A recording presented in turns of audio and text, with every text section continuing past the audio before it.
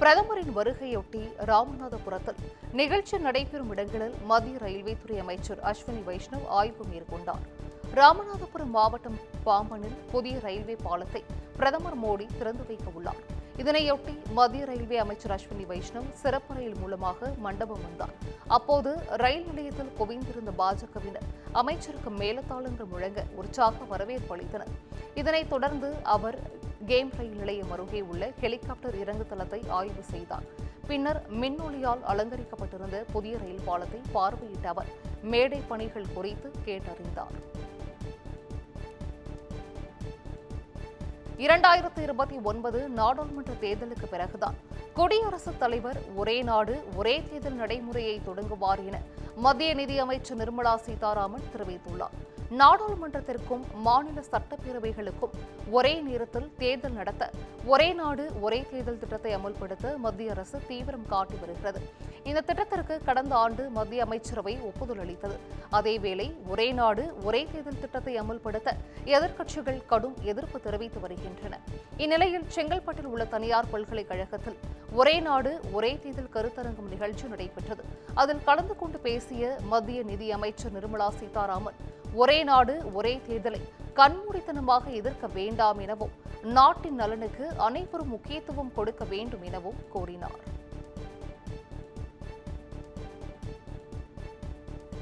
இருமொழி கொள்கை என்ற நிலைப்பாட்டில் மட்டுமே தமிழக அரசும் திமுகவும் உறுதியாக இருப்பதாக அமைச்சர் பொன்முடி தெரிவித்தார். விழுப்புரம் மாவட்டத்தில் உள்ள டாக்டர் எம்ஜிஆர் அரசு மகளிர் கலைக்கல்லூரியில் 2ஆம் ஆண்டு பட்டம் அழைப்பு விழா நடைபெற்றது. இதில் அமைச்சர் பொன்முடி கலந்து கொண்டு பட்டம் பெற்ற 404 பேருக்கு வினோதினி பட்டங்களை வழங்கி கௌரவப்படுத்தினார். அப்போது நிகழ்ச்சியில் பேசிய அமைச்சர் பொன்முடி பொறியியல் பாடங்களும் தமிழ் மொழியில் பயிற்றுவிக்கப்படும் என வரலாற்று சிறப்புமிக்க சட்டத்தை முதலமைச்சர் மு.க.ஸ்டாலின் அறிவித்துள்ளதாக குறிப்பிட்டார். 3வது மொழியாக ஹிந்தியை திணிக்க நினைக்கும் மத்திய அரசின் எண்ணங்களுக்கு முதலமைச்சர் ஸ்டாலின் ஈடு கொடுக்க மாட்டார் என கூறினார்.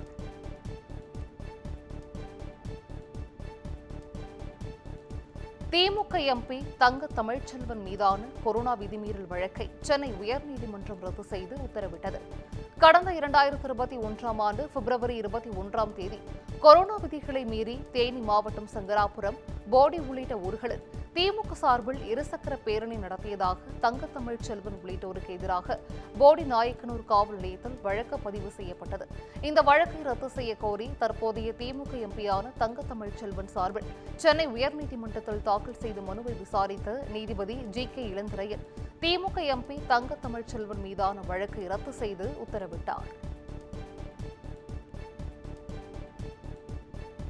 அண்ணா பல்கலைக்கழக மாணவி பாலியல் வன்கொடுமை வழக்கில் கைது செய்யப்பட்ட ஞானசேகரன் தன்னை வழக்கிலிருந்து விடுவிக்க கோரி மனு தாக்கல் செய்துள்ளார். தனக்கு எதிராக கூறப்பட்டுள்ள குற்றச்சாட்டுகள் தவறானது எனவும் ஆதாரங்கள் இல்லாமல் தனக்கு எதிராக குற்றச்சாட்டுகளை காவல்துறை கூறியுள்ளது. எனவே இந்த வழக்கிலிருந்து தன்னை விடுவிக்க வேண்டும் என கோரி ஞானசேகரன் தரப்பில் மனு தாக்கல் செய்யப்பட்டுள்ளது. இந்த மனு வருகிற திங்கட்கிழமை விசாரணைக்கு வரும் என எதிர்பார்க்கப்படுகிறது.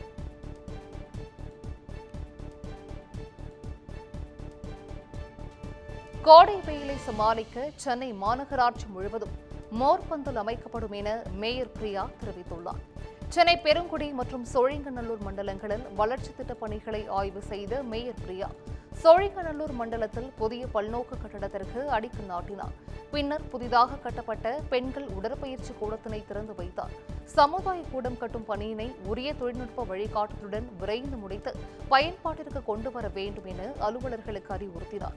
இதனைத் தொடர்ந்து செய்தியாளர்களிடம் பேசிய அவர் வெயிலை சமாளிக்கும் வகையில் சிக்னலில் கிரீன் பந்தல் அமைக்கும் பணி நடைபெற்று வருவதாக கூறினார்.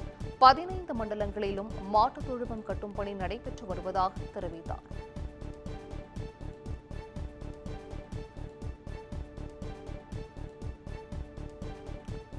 ரயில் பெண் பயணிகளின் பாதுகாப்பிற்காக இந்தியாவில் முதல் முறையாக குழு அமைக்கப்பட்டிருப்பதாக சென்னை ரயில்வே காவல் கண்காணிப்பாளர் ஈஸ்வரன் தெரிவித்துள்ளார். தாம்பரம், எழும்பூர், செங்கல்பட்டு இருப்பு பாதை காவலர்கள் சார்பில் பெண் பயணிகள் பாதுகாப்பு குழு குறித்தான ஆலோசனைக் கூட்டம் தாம்பரத்தில் நடைபெற்றது. இதில் சிறப்பு விருந்தினராக சென்னை ரயில்வே காவல் கண்காணிப்பாளர் ஈஸ்வரன் கலந்து கொண்டு பெண் பயணிகள் மற்றும் போலீசாரிடம் கலந்துரையாடினார். இதனைத் தொடர்ந்து செய்தியாளர்களிடம் பேசிய அவர் பெண்கள் பாதுகாப்பு குழு தமிழ்நாடு முழுவதும் 47 காவல் நிலையங்கள் உருவாக்கப்பட்டு செயல்பாட்டிற்கு வந்திருப்பதாக தெரிவித்தார்.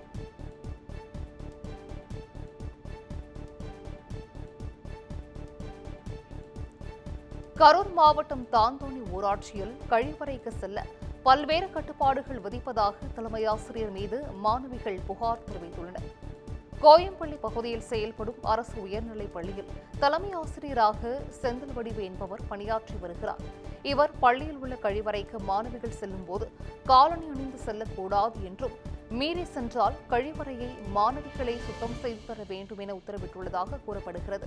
மேலும் கழிவறைக்குள் உள்ளே மற்றும் வெளியே செல்லும் நேரம், கழிவறைக்கு செல்வதற்கான காரணம் உள்ளிட்டவை குறித்து நோட்டில் எழுதி கையொப்பமிட்டு செல்ல வேண்டும் என மாணவிகளை வற்புறுத்துவதாக கூறப்படுகிறது. இதனால் பாதிக்கப்பட்ட 7 மற்றும் 8ஆம் வகுப்பு மாணவிகள் கரூர் மாவட்ட ஆட்சியருக்கும் மாவட்ட குழந்தைகள் நல அலுவலருக்கும் புகார் மனு அனுப்பியுள்ளனர். மனுவை பார்த்த ஆட்சியர் புகார் குறித்து விசாரணை நடத்த மாவட்ட கல்வித்துறை அதிகாரிகளுக்கு உத்தரவிட்டுள்ளார்.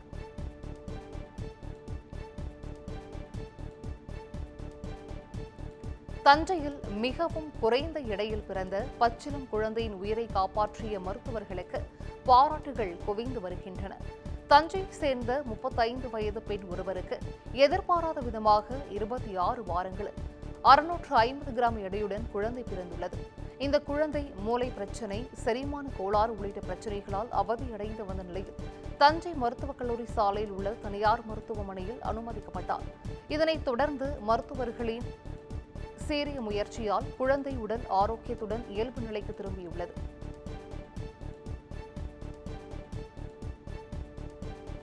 திருவண்ணாமலை மாவட்டம் செய்யார் அருகே மகளுக்கு பாலியல் தொல்லை கொடுத்த தந்தையை போலீசார் கைது செய்தனர். வெம்பாக்கம் பகுதியை சேர்ந்த லட்சுமணன் என்பவரின் மனைவி விஷம் அருந்தி தற்கொலை செய்து கொண்ட நிலையில் 15 வயது மகளுடன் தனியாக வசித்து வந்துள்ளார். இந்நிலையில் லட்சுமணன் இரவு தூங்கிக் கொண்டிருக்கும் போது தனது மகளுக்கு பாலியல் தொந்தரவு கொடுத்ததாக கூறப்படுகிறது. இதுகுறித்து சிறுமி செய்யாறு அனைத்து மகளிர் காவல் நிலையத்தில் புகார் தெரிவித்தார். அதன் பெயரில் போக்சோ சட்டத்தின் கீழ் வழக்கு பதிவு செய்த போலீசார் லட்சுமணனை கைது செய்து சிறையில் அடைத்தனர். குமுத மற்றும் தமிழ்நாடு மின்சார வாரியம் இணைந்து வழங்கும் சிக்கனமும் பாதுகாப்பும் யூஸ்ஃபுல் டிப்ஸ் மின் நுகர்வோர் சேவை மையம். மின் கட்டணம் தொடர்பான சந்தேகங்கள், இலவச மின் இணைப்பு குறித்த தகவல்கள், பழுதடைந்த மின் கம்பங்கள் அல்லது பில்லர் பாக்ஸ் குறித்த தகவல் தர, மின் இணைப்பு பெயர் மாற்றம் குறித்த சந்தேகம், இவை அனைத்திற்கும் 9497 9497 என்ற எண்ணை தொடர்பு கொள்ளவும்.